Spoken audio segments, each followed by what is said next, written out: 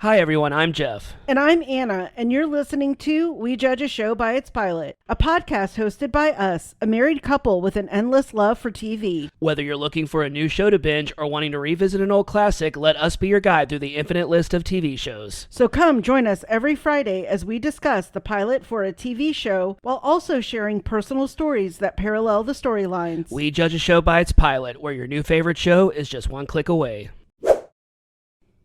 Hello everyone, welcome back to our pod. Welcome back.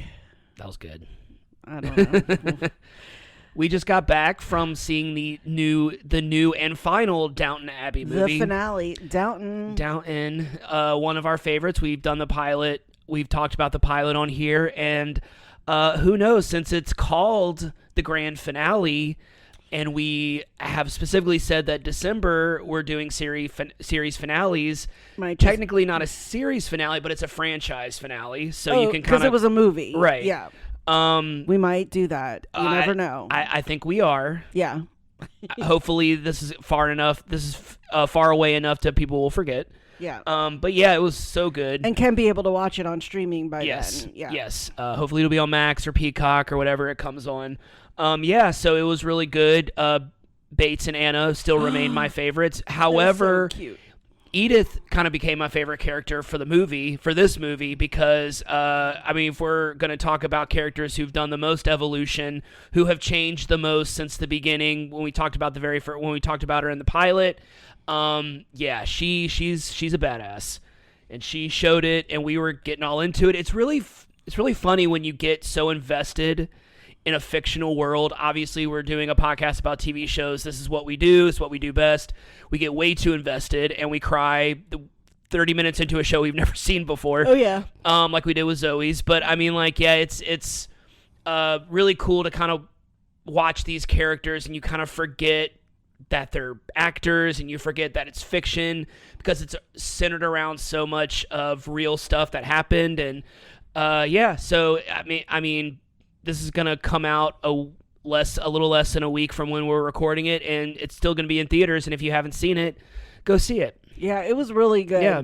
It was a good wrap-up to like everything that had been going on in the second movie and just sort of the whole series. And what's really interesting is that a lot of the discussions in the pilot finally came to fruition in the grand finale. Yeah. And I really thought that was cool. Yeah.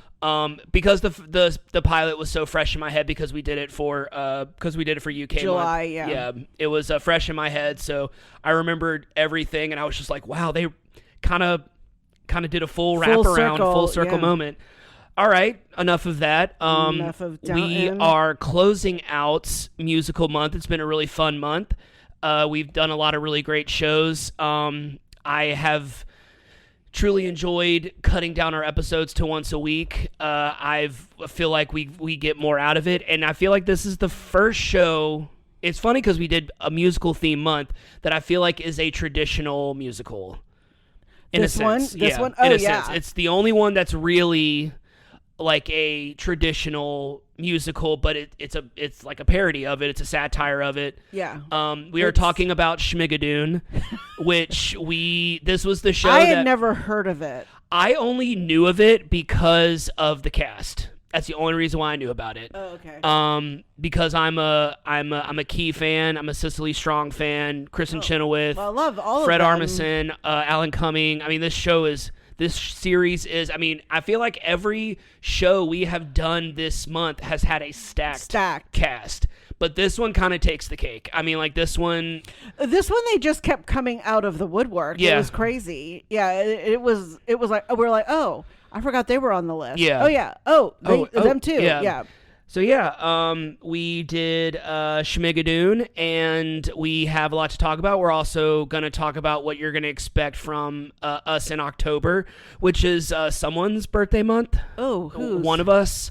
It's not you, so I think that's me. I'm pretty sure that's me. Boo, it's your B-Day month. It is my B-Day month, and boy, am I excited about this one.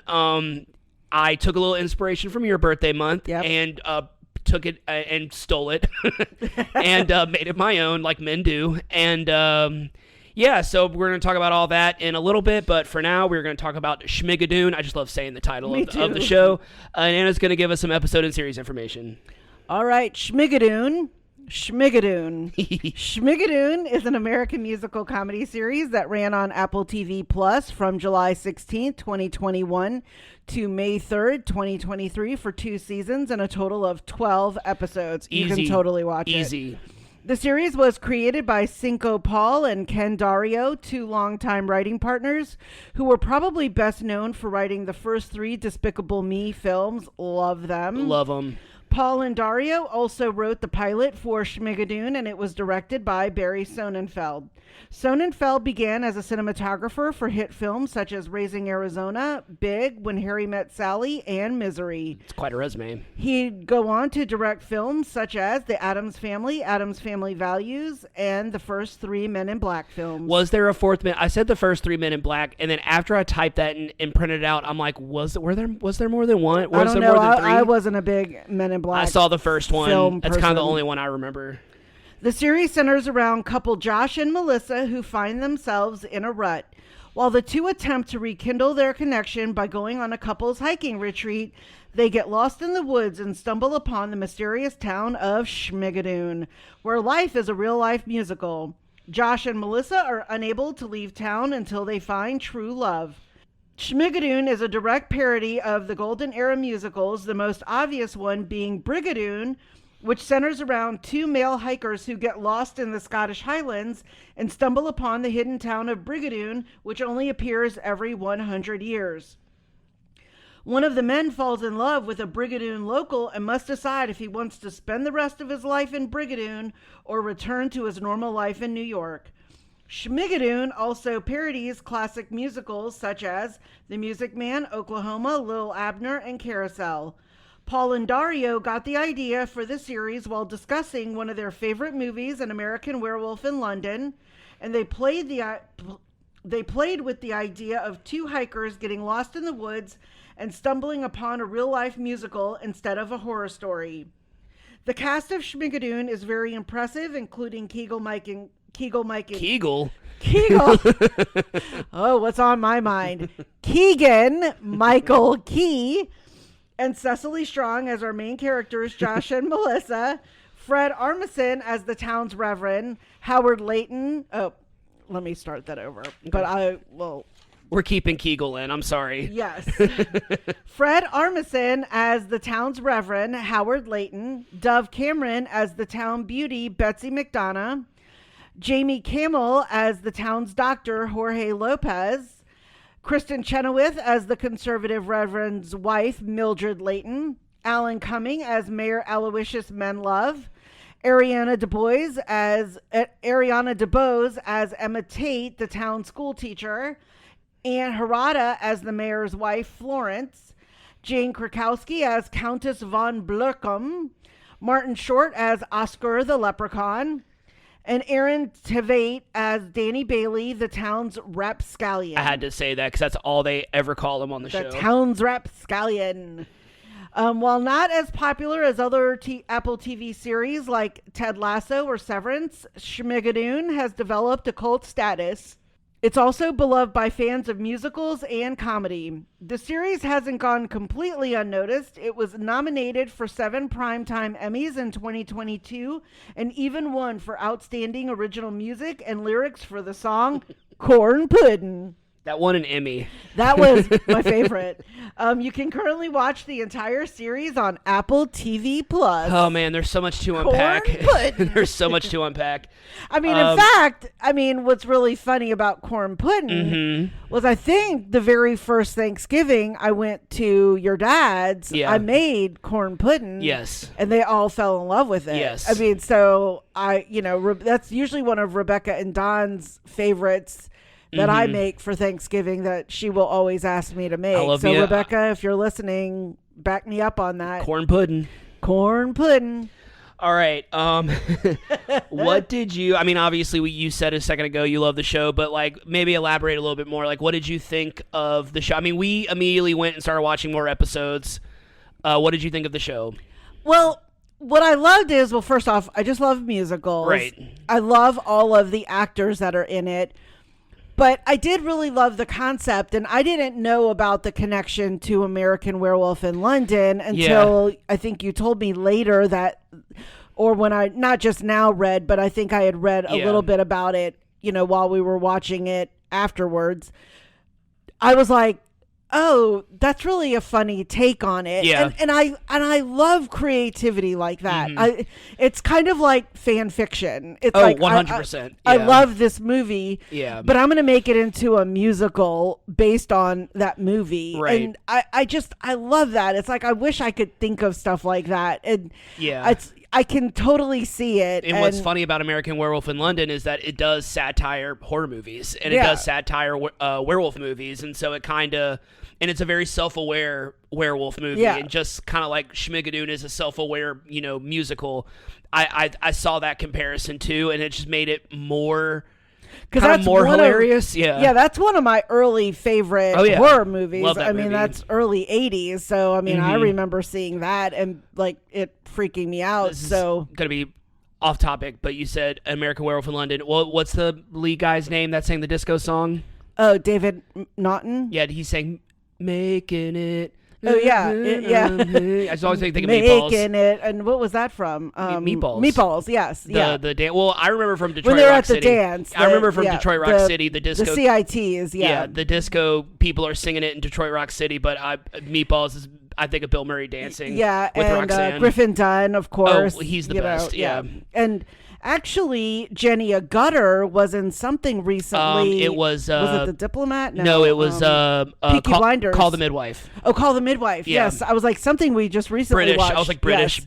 British. I said Peaky Blinders. I was close, but yeah, I was like, so it's just crazy how she's had a long career. But so yes, Anyways, I loved it for all that. I for me, it's overall the creativity, because when you put it on and we started it, I was initially like, what is this insanity? Yes. And I think within about 5 minutes, I was like, we need to watch episode 2. Yeah. I need to know what happens. And it was just fun. And you were just like, I don't know. It was just really cute and well done. I don't know what season 2 has, and we haven't finished it. Right. So season 2, a little bit of a spoiler. I don't know how they get there or what happens, but season 2 is called Schmigadoon. Oh. And it's a parody of all of like the edgy like 70s, 80s kind of era of musicals where it's like Cabaret and Chicago, and they do some stuff Is there with a like chorus line in Hair. I think maybe there's a chorus line in there. Hair, Godspell, Annie, just that whole kind of era of Cats. Cat, probably. I mean, like Chicago, obviously, but yeah, like so. And then we'll be watching all of that those, soon. all of just like in Schmigadoon in season 1, every character. I know it's the best.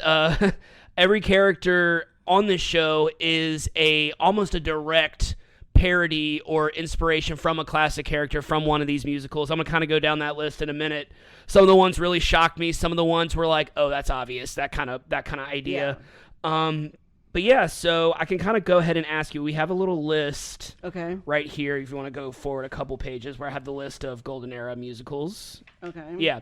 Okay, so before we get into it, this is going to be one of those episodes where I'm going to be talking a lot in between the episode summary, so I kind of just want to get an idea from my boo and from me, obviously, for both of us. There are other ones, if you can think of other ones other than this list, but maybe movies or stuff you've seen on stage. What are some of your favorite, like, specifically Golden Era musicals? We're talking, like, 40s, 50s, maybe before. I don't know, but from this list, I can say, and I know I saw Annie, and that's not on this list, but I'm going to get to why I'm saying Annie. Gotcha. Annie was the very first musical I ever saw at the Sanger. I saw it with my grandmother. Aww. It was either late 70s or early 80s. And were you like, I'm Annie?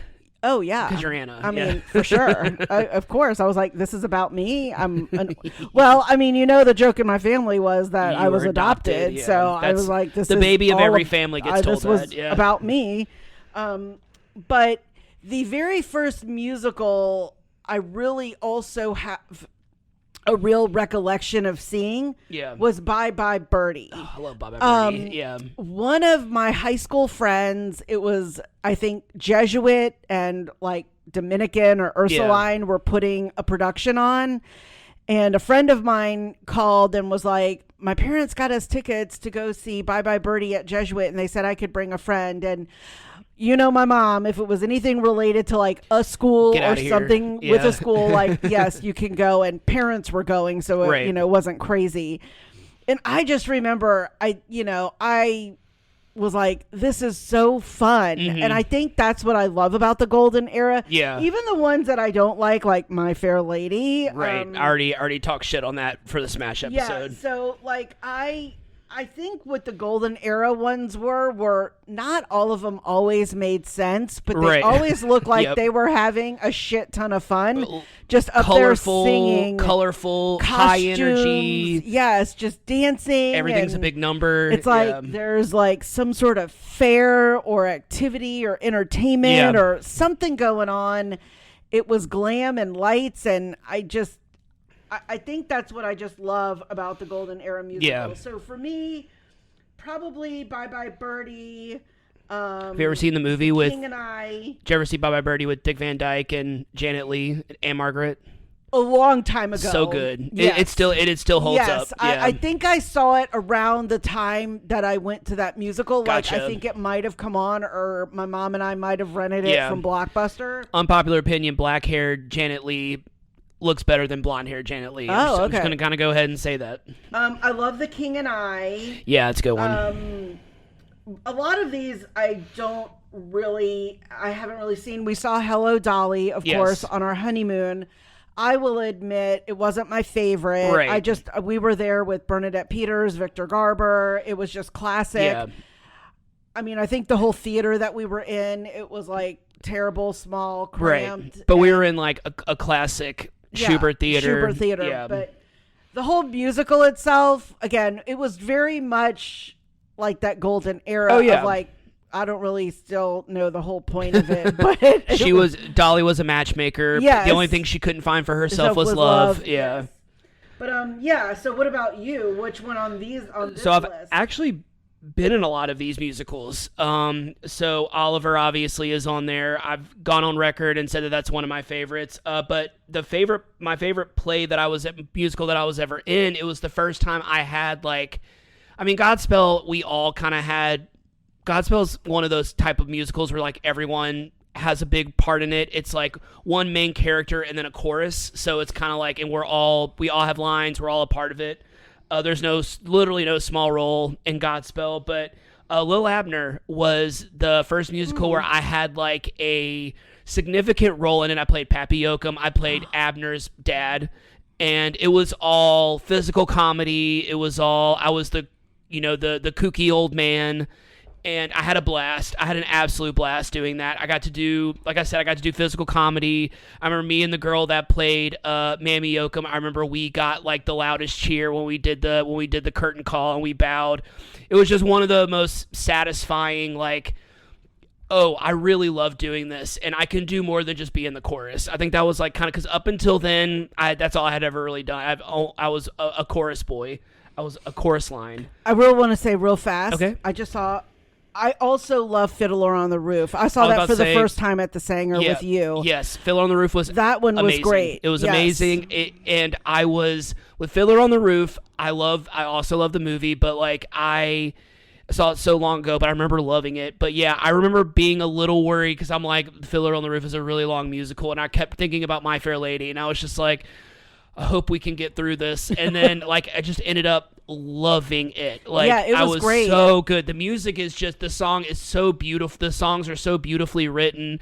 Sunrise Sunset is just a banger of all bangers. Sunset. I also love The King and I. I've seen Candide. I saw Candide in Chicago. It's an operetta. It's a comedy operetta. I saw it in Chicago. I saw it in Schmigadoon. I've actually seen a lot of these musicals. I remember my mom showed me Carousel when I was very young, and I loved it. It's very sad, but I really enjoyed it. But I think the most classic one on here that I love is West Side Story. Oh, of course. And The Sound of Music. Those are. I haven't seen that. I mean, I've seen obviously the movie, the The remake. The remake. No, I've seen the one with Natalie Wood. Yeah. And then the new one, of course, which has Ariana DeBose in it. Exactly. Yeah. She won an Oscar. Yeah. Yeah. So, and we saw Funny Girl on stage. We both really liked that one. I mean, honestly, like the Golden Era is pretty banging. I gotta say, pretty great list. Yeah. But yeah, I mean, like I think ultimately Oliver, when it comes to like movies and seeing it on stage, like Fiddler on the Roof, Oliver, The Sound of Music, West Side Story, I would say those. But yeah, I love me a Golden Era musical. Me too. All right, let's go ahead and get into the episode summary, and then we will get into some questions. So I got some fun ones for you. Oh, all right, I'm ready. Okay, hold on. I should have planned this better. Let me get out my guide to all the characters and all the songs and be so corn pudding. So we're gonna do a deep dive on corn pudding. No, I'm just kidding. I'm gonna make corn pudding this weekend. Hell yeah. You better. When I get back from my next work trip. I know. All right. So as we kind of go along, we're introduced to certain characters. I'm going to tell you what they're from, and then each song I'm going to kind of tell you what inspired it. Oh, okay. Because I like that. Because I didn't realize that. I kind of figured every character was going to be based off of a character from a classic musical, but then when I looked up the songs and like saw like kind of the formula that Golden Age musicals have, when I kind of looked back on all the songs, I'm like, wow, they do all have this one type of song, and they do have this one other type of song. It's really funny. But yeah, it makes it a little bit more fun. Oh yeah. All right, so we're going to get in the Schmigadoon plot summary. All right, Schmigadoon. Oh yeah. All right, Josh and Melissa are both successful doctors. Josh is a surgeon, Melissa is an OBGYN. They meet in the break room one night when Melissa is attempting to get a Snickers bar that is stuck in the vending machine. Josh suggests kicking the machine in a certain spot. When she does, all the snacks come pouring out of the machine. The two go home together that night and have relations. All right, so this is a classic meet cute. We call this a meet cute in the rom-com genre. So off the top of your head, what are some of your favorite this is like classic rom-com opening. What are some of your favorite rom-coms? Of movies? Yeah. This is all about movies. This episode's all about movies, so we're just gonna say movies. Well, my favorite, of course, is like The Holiday. Oh yeah, that's one of my. I thought you were gonna say like The Age of Innocence. I'm like, that's not a comedy. I was waiting for you to say like some period drama because that's my boo. Yes. I'm trying to think what like that's like a lot of pressure. Yeah. I have like random ones that I actually don't really like the movie itself, but I love watching it for some reason. The movie Valentine's Day, you know. You can admit that you love that movie. I don't actually per se love it. I love just watching it. I don't know why. It's a very bizarre, contrary statement to me. Yeah, I was like, I don't understand the difference. Yes, well, one, because like it's all a mess, you know, like Jennifer Garner, you know, Patrick Dempsey's like cheating on his wife, and then Jessica Alba doesn't really like, you know, Ashton Kutcher and all of the things. But I don't know why I love watching it. Maybe because Taylor Swift is in it. I don't know. I'm trying to think what other rom-coms that I love that I can just watch. What do you think? One of my favorite rom-coms, and it is technically a teen movie, but one of my favorite rom-coms is called The Girl Next Door, which has Emile Hirsch, Alicia Cuthbert, and Timothy Olyphant, or as I like to call him, Olyphantastic. Alien Earth. Oh yeah, great. If you haven't watched Alien Earth, go watch it. But yeah, I love that one just because and Paul Dano is in it, who I also love, and Chris Marquette. I liked it because it kind of began as this very like typical kind of teen sex comedy, which was very common in the late 90s and early 2000s. There was a lot of sexy, raunchy teen comedy type movies, but this one was just very different. It was very sweet, despite it being kind of porn being the backdrop of it. Okay. Have you ever seen The Girl Next Door? I don't think so. We gotta watch it. It's such a funny movie. I thought of my other two. Okay, go ahead. Valley Girl. Oh yeah, classic. And then Modern Girls. Modern Girls is on my list now. Yes. Yes. You introduced that movie. Also, if you never see Modern Girls, go watch it. It's so good. You were so when we first not when we began dating, but when we started living together, we really started to be like, oh, you've never heard of this movie? Like, because you and I are both such movie people and such TV people that when one of us hasn't heard of another movie, we're like, what? You know, it's just because we're both just so surprised. And when I told you I'd never seen or even heard of Modern Girls, you were shocked. And also because Depeche Mode is such a big part of that movie, and that's one of my favorite bands. So, you were just like, and it was Virginia Madsen and just people that we both love. And Daphne Zuniga. Oh, yeah. I mean, like... Joe. I was trying to remember her name from Melrose Place. Melrose, we're back again. Yeah. But yeah, Always. So those are two of like mine. Yeah. Mostly because, again, you're talking young Anna. Yeah. Valley Girl was my high school. Oh, yeah. When I was in high school. Mm-hmm. And it was just like, oh my gosh, this is how kids in California's high school's life is like. You know, What's sushi? Yeah. Yeah. And then... Modern Girls was at around the time I was graduating and I was in college, late in college, and I was like, is this what life is going to be like? I'm going to have my own apartment. I'm going to have my own apartment. Yeah, like and crazy nights, going to the clubs, and I think that's what I just visualized. And, the romance was there as well. Oh, yeah. The whole, like, Bruno X and Brandy our and boy Fred. Our boy from April Fool's Day. Yes. And his tricky Kama Sutra position that we still can't figure out. We don't know how, Clayton Roner, if you're out there, let us know how you got into that position. Please DM us and let us know. Yes, let us know the Kama Sutra. I think we even paused that scene in April. We're like, whose legs are where? And I'm like, there's no way. Yes. Just like, there's no Some way. very bendy person was doing that. They were like, scene. We need the two most talented, most flexible actors we can find. For this one sex scene. All right, so those are my two extras. Okay, Sorry to interrupt. No, you're good. I mean, you only gave me one, so you give me two more. Yeah, so Girl Next Door is one of mine. I guess it's considered a comedy. I love Say Anything. I think that's another romantic comedy that I love. I think you can call that a comedy. I think it's more of like a dramedy, but I mean, I think they're all kind of like that. And then I really enjoyed, I'm trying to remember if I can think about it. How to Lose a Guy in 10 Days. I absolutely love that movie. I know everyone loves that. Yeah. I was very skeptical of it when I went into it because I was very much kind of, there's this era where like every other movie had Matthew McConaughey in it, and every other movie had Kate Hudson in it, and I was just and Almost Famous is another one of my favorite movies. I don't know if that's not a romantic comedy, but there's romantic comedy in it, but I don't consider that a romantic comedy. But yeah, I love, and then I mean it's always hard to refer to something as a comedy, but Last American Virgin, that's another one. Oh, yeah. That's definitely a comedy, even though it has a very sad ending. It's mostly a romantic comedy. And then he gets the crabs and I love that movie so much. It's so stupid and so great.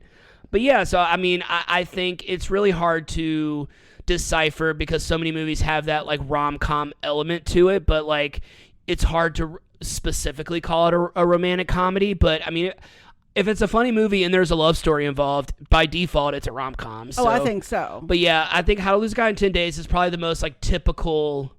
And I guess The Holiday. Is another one that I'm kind of like. I also love. I reluctantly love that movie. Maybe the way you feel about Valentine's Day, I feel about The Holiday, where I'm just kind of like, I can acknowledge that this is a good movie, but it's just like it's so stupid, but I love it so much. Well, it's so implausible. It doesn't make any sense at all. Yeah, it's like these two chicks like swap houses, and what are the chances? I have a hot brother. You have a quirky music friend, and it's just like Yeah, exactly. Yeah, but those are all great. Those are all great choices. All right, so they meet cute. They spend the night together. We flash forward to a year later while the two are at an anniversary dinner. Melissa explains in detail why she loves Josh so much and why they are such a good match. Melissa is initially deflated when Josh responds with a simple, "I feel the same," which is, oh my God. At first is such a typical, like, dude thing to say. But those feelings change when the server surprises Melissa with a tray full of vending machine snacks, showing that Josh may not be great with his words, but he shows his love for Melissa in different ways, which I feel like is going to matter later in the season. Yes, I feel like that's going to come back. Yeah. 3 years later, on their anniversary, Josh and Melissa are in bed. Josh is asleep while Melissa watches Golden Age musicals. I don't know specifically what she was watching. I don't remember. Yeah, I don't remember, but yeah. Feeling that their relationship is feeling that their relationship is in a rut, Melissa takes Josh on a couple's retreat in the woods. They are given a heart-shaped stone with their names on it as a metaphor for giving their hearts to each other. The head of the retreat warns them of fog and cloudiness in the woods, but it should clear up soon. A little later, Josh and Melissa find themselves lost in the woods and arguing along the way. Melissa is upset that Josh lost her heart rock and feels like he doesn't take anything seriously. Josh feels the opposite of Melissa. He feels she takes things too seriously, which I feel like is a pretty common problem that a lot of couples have.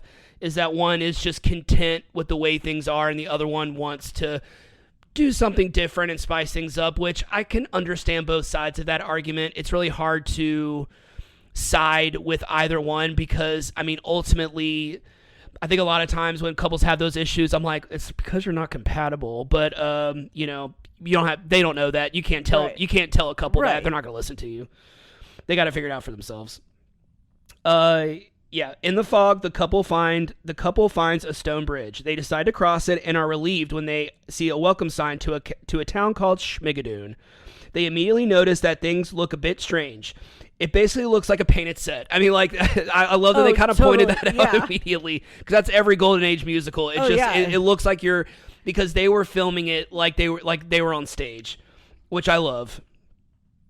It basically looks like a painted set. When they entered the town square, they are welcomed by the townspeople of Schmigadoon and are caught off guard when the townspeople go into full musical mode, and we get our opening number, Schmigadoon. Okay, so I didn't talk about the opening credits. I forgot. The opening credits are a very standard opening credits for those old school musicals they go on way too long, and You basically get like the instrumental version of every song you're going to hear in the musical, and you get the full, like, how people have end credits back in the day. They did that all at the beginning. Oh yeah, it's like the overture. Yeah. So yeah, exactly. So the opening credits was the overture, which is very classic.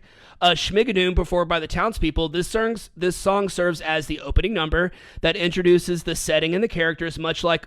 And it's funny because it's like Oklahoma from Oklahoma, Brigadoon from Brigadoon, Camelot from Camelot. It's like, they all kind of have that.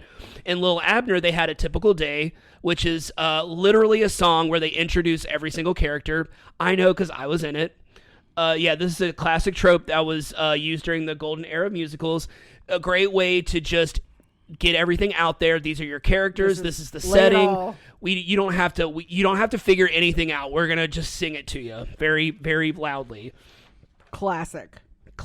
They are introduced to the townspeople through the song. Okay, so let's get through the townspeople. Okay. So I'm gonna kind of go through a little list of all the people. Betsy McDonough, who is played by Dove Cameron, she is based on Addo Annie from Oklahoma, or Daisy Mae from Lil Abner, just blonde, pigtails, farm girl type thing. Oh my stars, like that kind of whole thing. Hi. Yeah. Jorge Lopez, which I don't know if we meet him in the episode, but he's based on Captain Von Trapp from The Sound of Music. Mildred Layton is based on Mrs. Shin from The Music Man. I've never seen The Music Man. I have not either.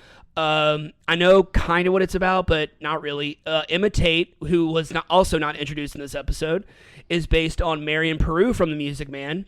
Countess von Blurkham is based on the Baroness from The Sound of Music. The mean lady. Was she mean? Or was she was very cold. Okay.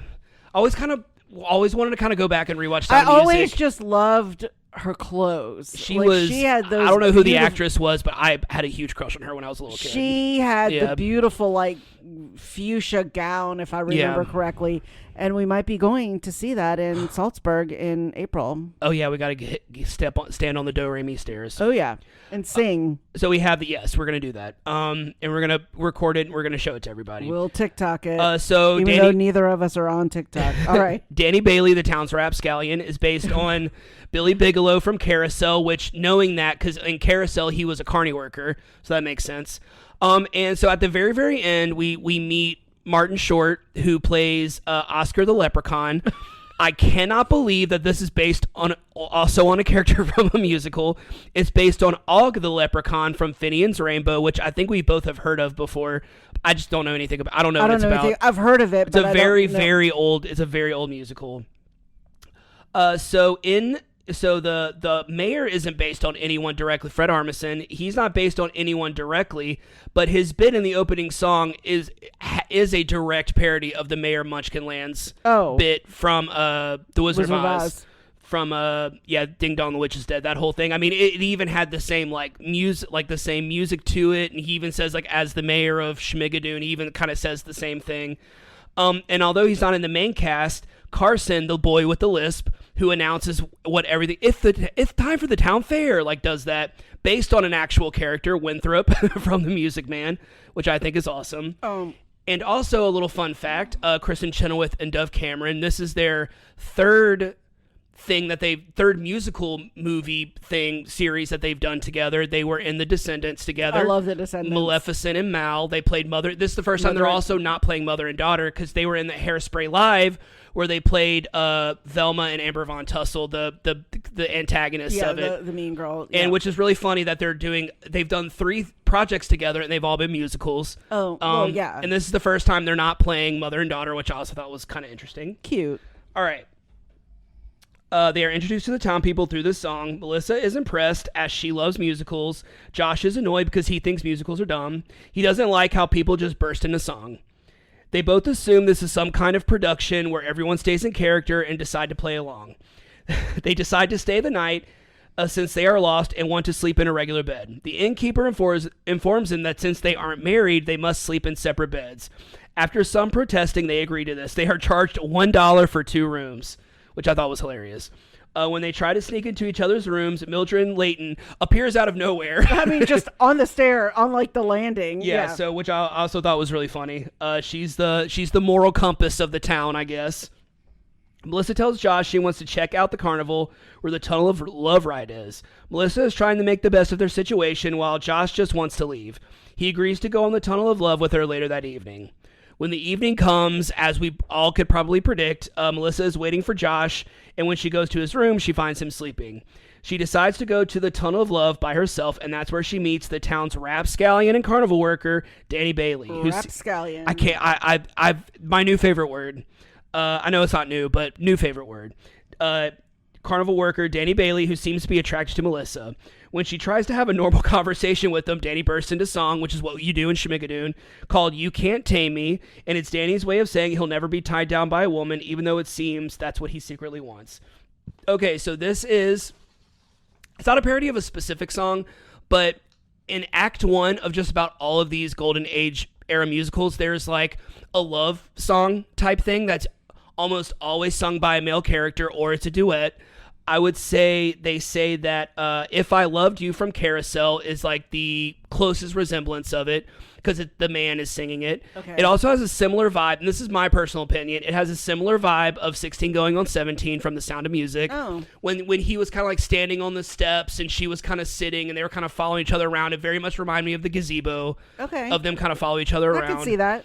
But also, I can't say no from Oklahoma, which once again, I don't know if I've ever seen Oklahoma, so I don't really know that for a fact, but that is also what it's based on. So basically, it's just the love song that kind of introduces, I think We Kiss in a Shadow from The King and I is another good example of that. Just kind of introducing we're in love, or we're secretly in love, or we're going to fall in love kind of this song. This is our dilemma here. And which... the guy that plays Danny Bailey is probably my favorite character. He is so funny. And someone on the Smosh subreddit says that his face and his singing reminds them of Trevor, which I thought was really funny. From Smosh. Yeah. All right. Melissa, Melissa eventually leaves the tunnel of love and goes back to her room at the end. The next day, the couple is having breakfast at the local diner where they are waited on by the town beauty, Betsy McDonough. When they ask what's good to eat, Betty suggests their famous corn pudding. When asked about the corn pudding, that's when the town people come out of nowhere and sing a song about it. Josh has had enough and is ready to leave. Melissa is still into it and finds herself singing along. So this was probably the most fun I had doing research because oh my God. Corn pudding, it's really funny because like this is, first of all, is it's the banger of the episode. It's the show-stopping musical number. The song parodies the big group numbers and golden era musicals that serve little to no purpose to the overall storyline. The best example of this is Shaboopy from The Music Man, which I'm actually familiar with that song because they parodied it on Family Guy. Oh, okay. So that and Shaboopy. That's like the only thing I know about the song. Okay. And I was, because it's Family Guy, I'm like, they had to have gotten this from something because people are always like, that's so random. I'm like, no, that's a real thing. That's always the kind of thing on Family Guy. Gotcha. And the big dance numbers from Seven Brides for Seven Brothers. It seems that these big numbers exist to serve as fillers to stretch out the runtime or to go as big as possible. Sometimes they serve as needless transitional performances, an elaborate way to get characters from point A to point B. Right. Sometimes in a literal way, sometimes in a figurative way. Best examples of this are Put On Your Sunday Clothes from Hello Dolly, which I can absolutely vouch for. I was in the musical. It is a song about the characters getting on a train and going to New York. That's all it is. And it is a 8-minute performance.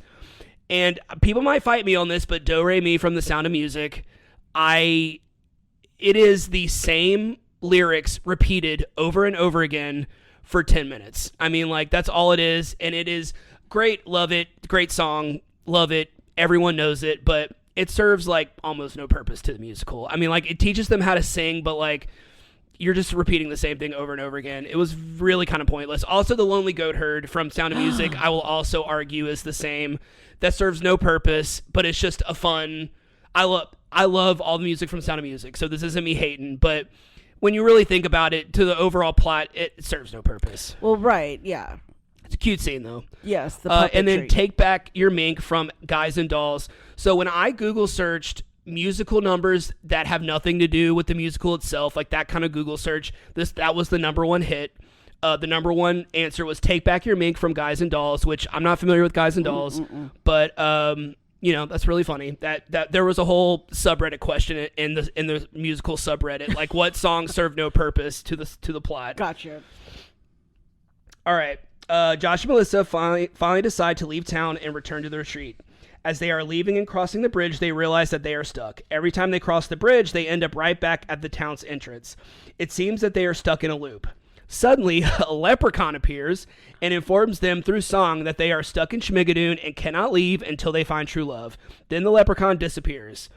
Josh and Melissa are confused, but realize that since they're in love, they should just be able to cross the bridge. So while holding hands and saying I love you, the couple attempt to cross the bridge, but find themselves still stuck in Schmigadoon. The harsh reality that they aren't truly in love with each other finally hits them. End of episode. Okay, so a question I did not ask you that I will ask you now before we get into talking about October and maybe more about the show if we want.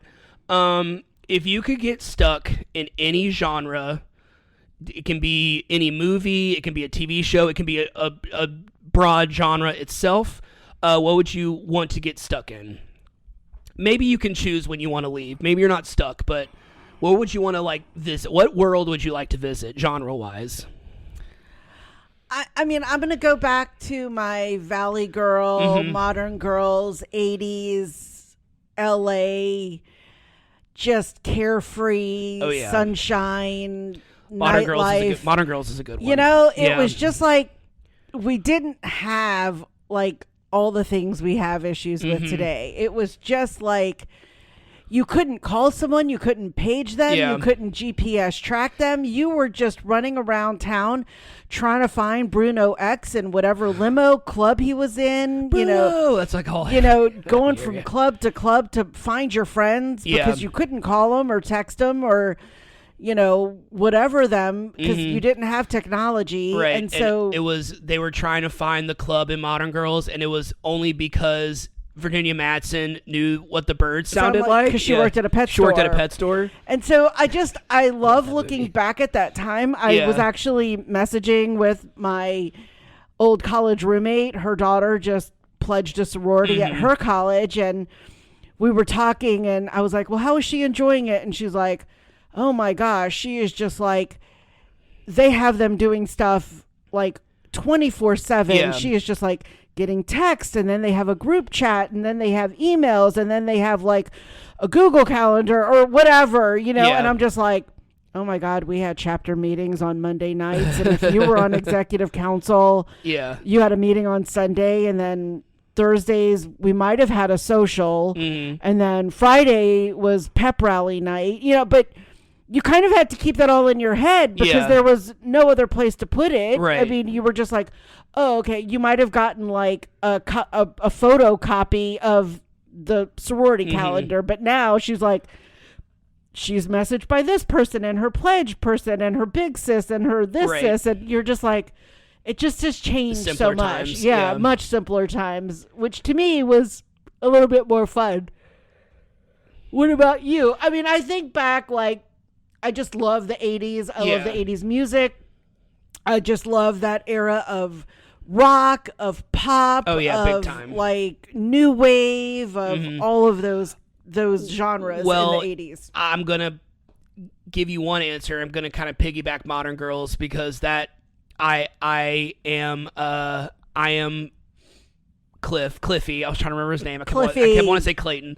I'm Cliffy, and you are, what's Daphne Zuniga's name? Margot. Yeah, that's us. And there was just one like particular scene where we were like, oh, that's you, me, Alicia, and Summer. Like there was just like one specific. I forgot which scene it was. In the car? No, it was in the club where Cliff gets the secret code or secret password, and I don't know why I'm blanking on their character names, but it's Cecilia, and then Cece. That's the same person. She's the one chasing Bruno X, and then Virginia Madsen. What is her freaking name? You hear her name 1,000 times in the movie. That's why it's driving me crazy. Anyway, so the scene when they're waiting in line to go to the jungle club, and the two friends like aren't getting that they're going around the back and getting into, and they're just like, and we're just like, all right, we're just gonna go. Like there was just one particular scene where you were like, oh, that would be the four of us, and it was really funny. But I'm gonna kind of go into more of the 90s.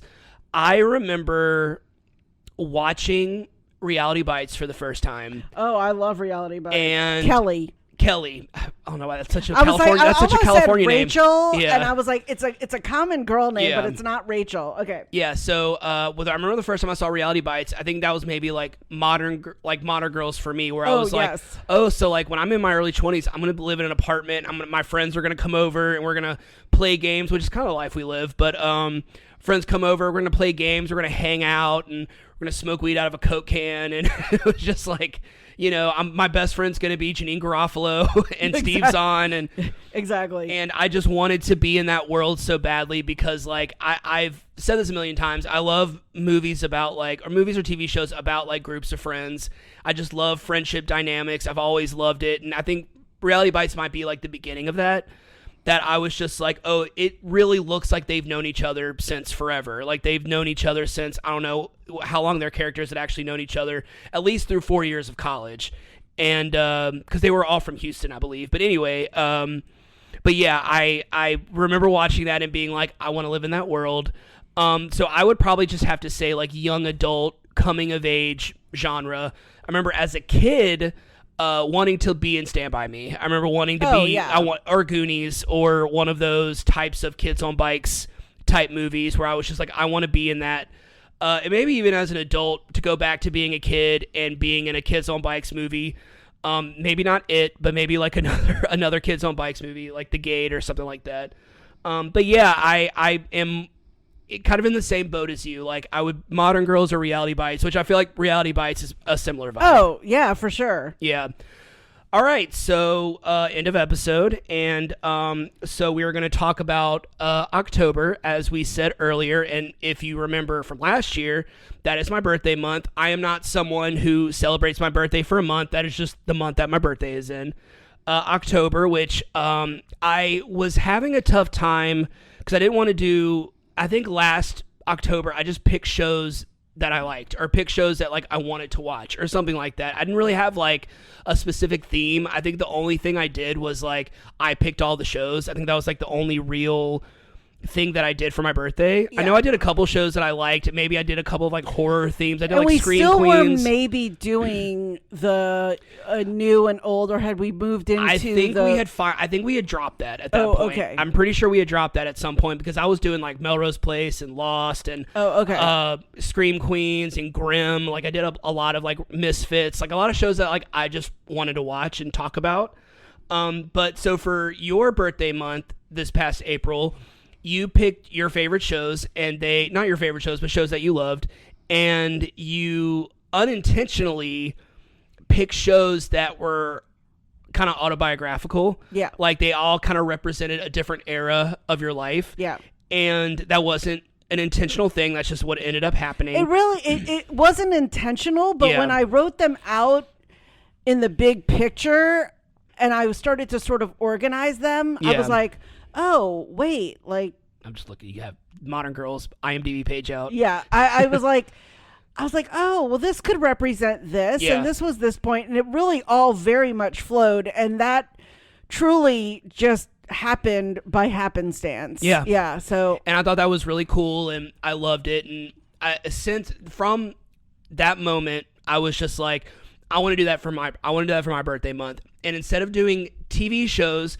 We've been talking about it. We've been trying to figure out a way to get it in. Yep. We've been trying to figure out a way to put it on the pod. We are doing reality shows for the month of October, finally. And what this is going to be my autobiography through reality TV. Okay. So this is going to be, the first one is going to be really my first reality show that I got into, which is going to be a big pull from my childhood. That is not, it's a reality show that is really can't find anywhere. I will explain the full story when we do the episode. My first, and then after that is my first real reality show that I fell in love with when I was like maybe a little older, middle school, high school, really high school, early 20s is really when I fell in love with it. And I've categorize it as my favorite show of all time. Then I have my guilty pleasure reality TV show that I watched when I lived in Florida. And then I have a very special reality show that Nick listened to the Zoe's Infinite Playlist episode, and he told me that the song that relaxes him is Linger by the Cranberries, which is a great song. Let it linger. Exactly. Sorry, Nick. I'm sorry I just burned your ears just now. But he'll be really excited because this was one of the first shows that he requested we do, and I'm finally doing it like a year and a half later. But yeah, so it's going to be the reality show that I watched that reminds me most of when I first moved back here from Florida. Okay. And then I have my like current reality show that I got into when I met you, and it was a reality show that you got me into, and it was also my pandemic show. I can probably say, because I watched a lot of seasons of it while we were in lockdown and when we didn't have anything else to do. Yes. Does that say 58 to 10? 56. 56? Oh, yeah, I have the ESPN game cast of the LSU Southeastern game on. Yeah, it's going on right now. It still says that we have a 99.9% chance. So there's 0.1% that Southeastern might win in the last minute and 6 seconds. It's possible. 8 touchdowns in the next... Run back and forth and back and forth. Just Hail Mary. Exactly. Yeah, so I'm really excited about this month. We've watched all but 2 of the shows. We're going to start recording the weekend that you come back from your work trip. I'm really excited. I have a whole bunch of stories to tell, questions to ask, and didn't run out of any ideas, and I picked the shows. We had more because we were still doing the 2 a week when you initially did this, and so you had to pare it down. We've even thought of doing 1 extra bonus if we can fit it in, but because by October my travel stops a little bit, but I think you picked some bangers. For your month. And we're gonna watch the first one that we're going to do this month. We're going to watch that after this, and I keep trying to brace you for the cringe you're going to be watching. I know, I've never seen it, so this is insane. Yeah, so really excited about that. Can't wait. Yeah, so we're going to wrap this episode up, and we will see you next Friday for the beginning of Jeff's birthday month. But until then, thanks for tuning in. And if you haven't already, go ahead and follow us on whichever platform you're listening to this podcast on. That way you'll be notified every time we publish a new episode. You can follow us on Instagram at WeJudgePilotPod. We're also on Facebook. You can leave us a comment, suggest a show for us to watch, or leave some emojis in the comments. What you got? Okay, I didn't have that many. I had any of the music notes, like the microphone, any of those, like the movie theater masks to represent all the theater musicals. The trees, because they're hiking. Corn. Of course. For corn pudding. The bridge. The hotel. The leprechaun. A heart for true love. A B for Melissa, because Melissa means honeybee. That's your middle name. And it's my middle name. And then a key for, not Kegel Michael, Keegan Michael Key. The doctors and chocolate, because of the vending machine, all the candy. Well, all right. Well, we are going to head out, but we'll talk to you soon. Thanks for listening.